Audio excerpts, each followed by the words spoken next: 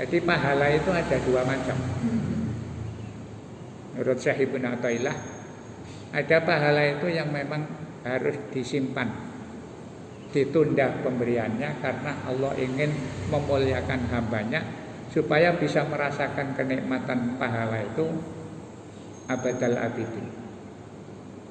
Jadi dia akan sirna. Oleh karena itu diberikan di akhirat nanti.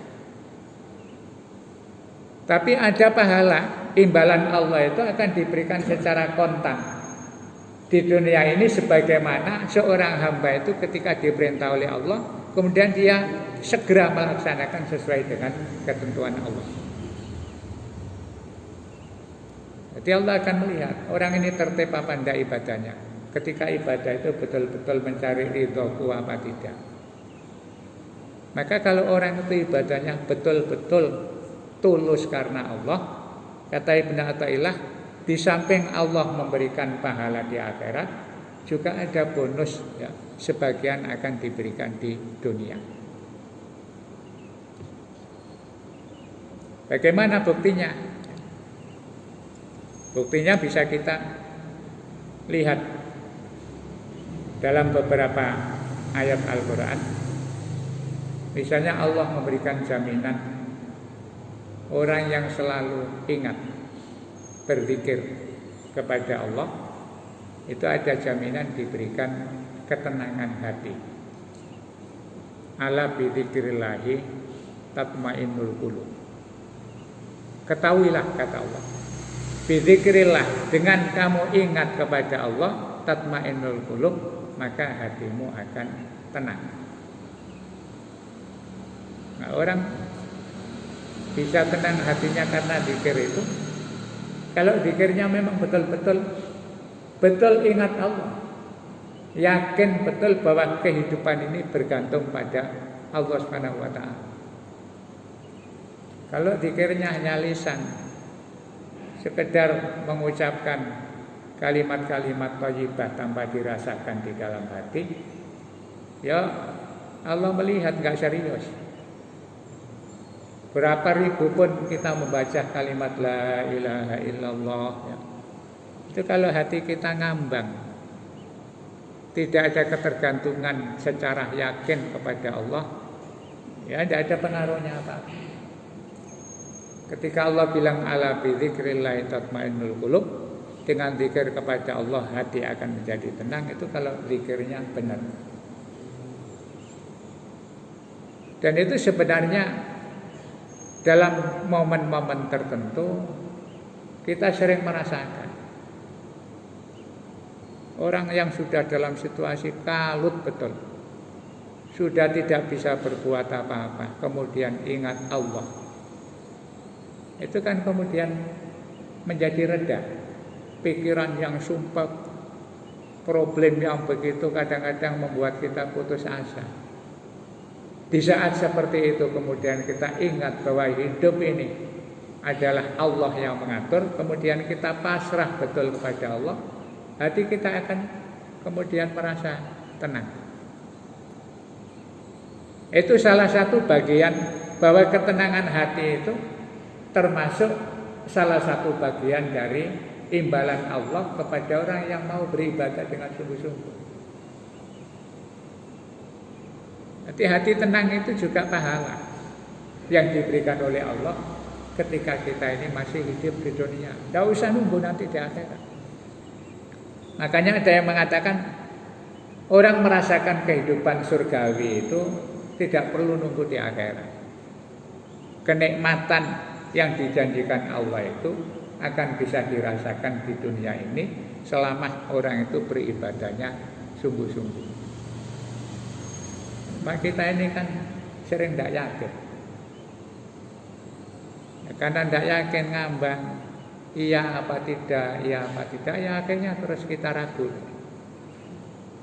Ketika berzikir pun kadang-kadang orientasinya itu ya bukan karena Allah.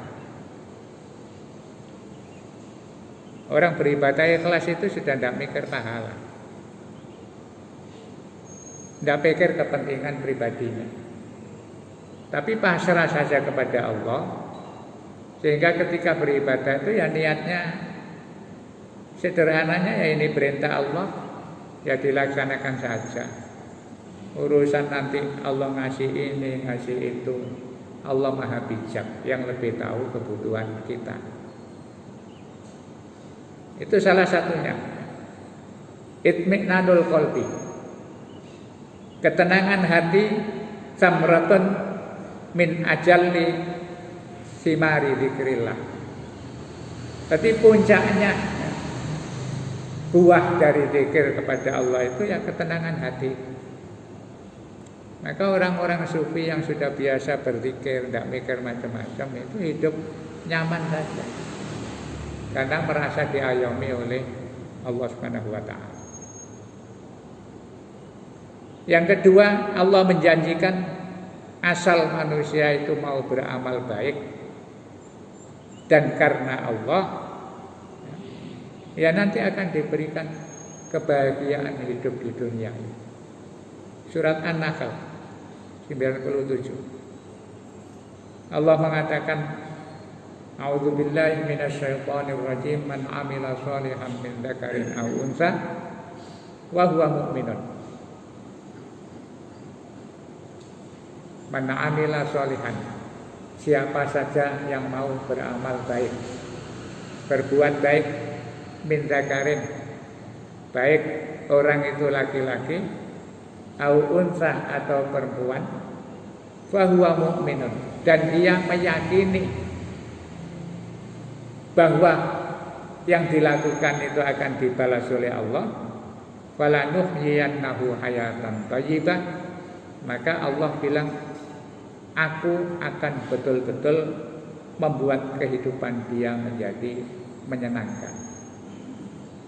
Jadi kalimat lanuhyiyannahu itu sebuah janji yang tidak mungkin diingkari Allah. Ada kalimat la, itu menunjukkan penegasan. Ditambah lagi ada nun taukid di akhirnya, nuhyiyanna. Bila nuhyiyannahu, Allah akan betul-betul memberikan kehidupannya hayatan thayyibah, menjadi hidup yang menyenangkan.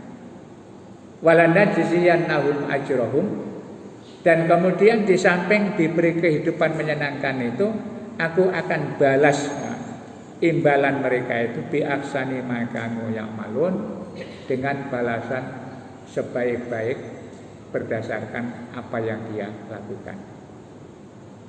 Lagi-lagi kita ini kata fahuwa mu'minun itu tidak masuk ke dalam hati kita. Allah itu jelas mengatakan, siapa saja mau beramal soleh, tapi dengan keyakinan yang mantap, nanti hidupnya akan dibikin bahagia oleh Allah. Nah, kita sering tidak yakin, ya tidak bahagia lagi, masih ragu-ragu, kadang nunggu hanya beberapa waktu saja, mungkin 1 bulan, 2 bulan, mungkin 1 tahun, 2 tahun. Terus rumangsane kok Allah tidak ngasih, janjinya kok tidak cocok. Berarti kan kita tidak yakin. Lah kuncinya itu fahuwa mu'minun, beramal apa saja. Allah akan memberikan kehidupan kita ini menyenangkan. Hidup senang itu kan tidak harus punya uang banyak. Kadang-kadang ya tidak punya uang tapi sehat, makannya enak, menu apa saja masuk. Ada yang ketika tidak diberi sehat, diberi sakit, tapi dengan sakit dia malah bisa bermanja-manja dengan Allah, sering nyebut Allah, sering mengadu kepada Allah. Dan ketika itu dilakukan dengan tawakal, maka sakit itu akan terasa hilang. Karena kita merasa bahwa itu adalah bagian dari cara Allah ingin meningkatkan kedudukan dan posisi kita di hadapan Allah nanti. Ya, belajar menjadi orang mukmin yang baik itu memang harus latihan terus. Dibanding-bandingkan kehidupan ini melihat orang yang lebih parah dari kita, melihat orang yang lebih sengsara dari kita. Kemudian kita merasa bersyukur karena itu bagian dari nikmat Allah. Nah, orang itu kalau tidak latihan tidak bisa merasakan. Dunia ini juga banyak orang diberi kelebihan dan keistimewaan dibanding dengan yang lain. Dan itu kata Ibnu Athaillah, itulah bukti bahwa Allah itu akan memberikan pahala itu ada yang kontan di dunia ini. Termasuk ketika Allah melipat gandakan harta yang kita sedekahkan atau kita infakkan. Dalam Al-Baqarah 245 Allah menyatakan man dzalladzi yuqridullaha qardan hasanan wa yudha'ifahu lahu ad'afan katsirah wallahu yaqbidu wa yabsut wa ilaihi turja'un. Siapa saja yang mau menghutangi Allah. Jadi Allah itu begitu memuliakan hambanya. Ketika orang mau berinfak, membantu siapa saja karena Allah. Jadi Allah bilang orang infak itu diposisikan seperti orang yang ngutangi Allah. Padahal harta kita itu dari Allah. Kita dikasih, kemudian disuruh mengamalkan, memberikan sebagian kepada hambanya yang lain. Ketika kita membantu orang lain itu berarti sama dengan membantu Allah. Ada orang utang, kita utangi dengan hati yang sangat tulus ya, karena memang betul-betul kita mau nolong. Tidak ingin dipuji, tidak ingin diceritakan kepada siapa-siapa. Itu Allah bilang nanti akan aku lipat gandakan. Dan ketika harta itu dilipat gandakan, itu bukan di akhirat. Kita tidak butuh harta di akhirat. Janji Allah tentang fayudha'ifahu lahu ad'afan katsira itu akan dilipatkan di dunia ini. Nah, cuma kita ini sering lagi-lagi tidak yakin. Coba satu saat dibuktikan. Ada orang, contoh paling kecil ya, enak kita duduk-duduk santai atau sedang sibuk apa, tahu-tahu ada orang datang. Katakan yang kita anggap sering, kita anggap remeh itu orang ngamen misalnya, atau pengemis datang. Itu kalau kita tidak dalam keadaan sadar iman kepada Allah, tidak dalam keadaan sadar bahwa membantu orang itu penting dan akan dilipat gandakan oleh Allah, itu kadang-kadang yang muncul di dalam diri kita itu nafsu setan kita dulu. Muncul perasaan ini waktunya orang santai, ganggu aja. Waktunya orang sedang sibuk kerja, ada saja. Itu yang muncul begitu. Tapi ketika kesadaran iman kita ini muncul, kemudian kita sadar, ya Allah, alhamdulillah ya Allah, ternyata Engkau datangkan orang yang menjadi sarana saya bisa beramal baik dan bisa membantu. Kalau itu muncul, kita ngasih orang amen, orang ngemis, peminta-peminta, itu tidak akan kita ngasih 5.000 atau 10.000. Karena kita ingat bahwa yang datang itu Allah yang datangkan. Kita tidak usah kemana-mana. Allah sudah mendatangkan orang menjadi sarana kita untuk beribadah. Jadi kasih ya minimal mungkin 50.000 atau 100. Dan niatnya kita semata-mata ini adalah perintah Allah. Tidak usah melihat ini seorang pengemis, ini seorang pengamen. Yang ada dalam mindset kita bahwa ketika kita memberikan uang itu, alhamdulillah ternyata Allah ngasih jalan saya untuk bisa beramal tanpa saya harus kemana-mana. Itu kalau betul-betul ikhlas, nanti Bapak Ibu akan bisa rasakan bagaimana spontannya Allah akan memberikan jaminan fayudha'ifahu lahu ad'afan katsira. Hanya kita tidak biasa merasakan itu. Kalau dilatih, nanti sesekali akan merasakan. Sehingga yang muncul dalam kehidupan kita itu selalu alhamdulillah.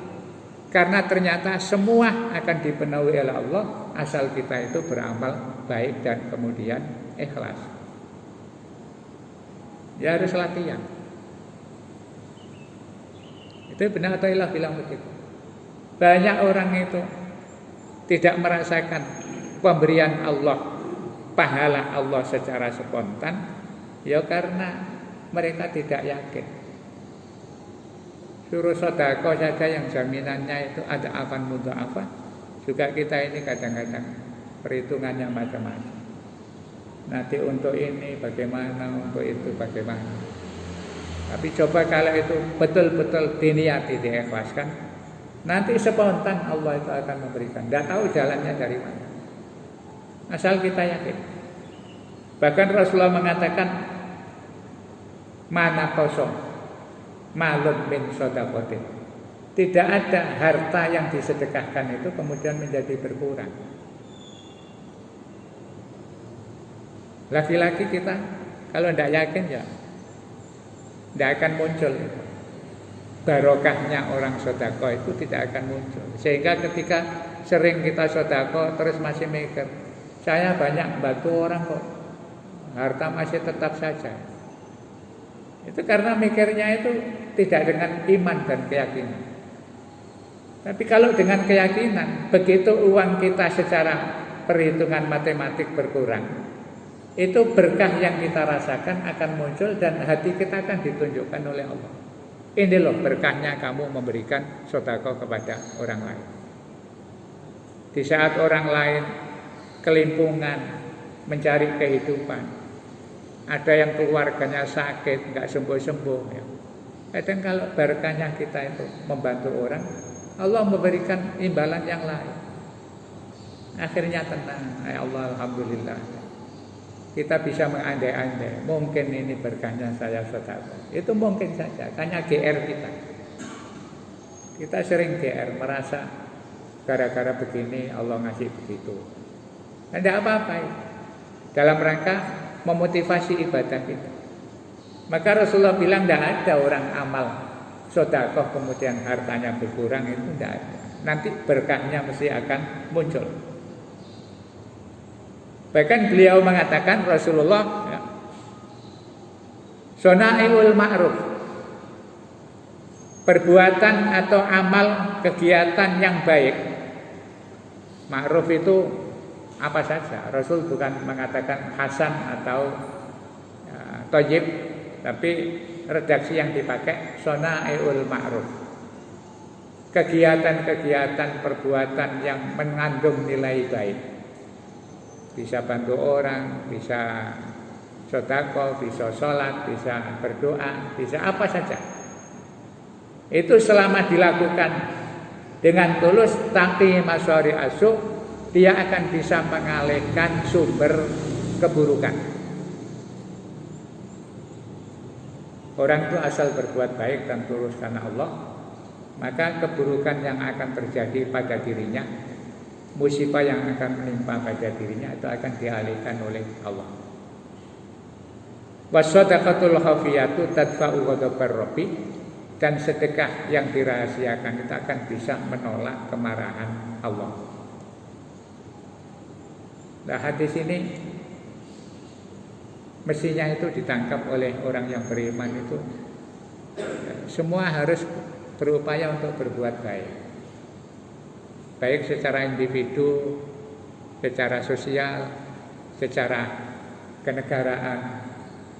Itu kalau umat Islam meyakini hadis ini dan mau action melaksanakan hadis Rasul ini, kita hidup itu akan aman. Masing-masing individu selalu ingin berbuat baik, tulus karena Allah. Secara masyarakat juga begitu, termasuk negara. Nah, kita ini hidup ruwet itu karena banyak orang yang menyimpang. Disuruh berbuat baik itu hanya 1-2. Sehingga membuat yang namanya masyarifus sumber dari malapetaka dan musibah itu terus beruntun.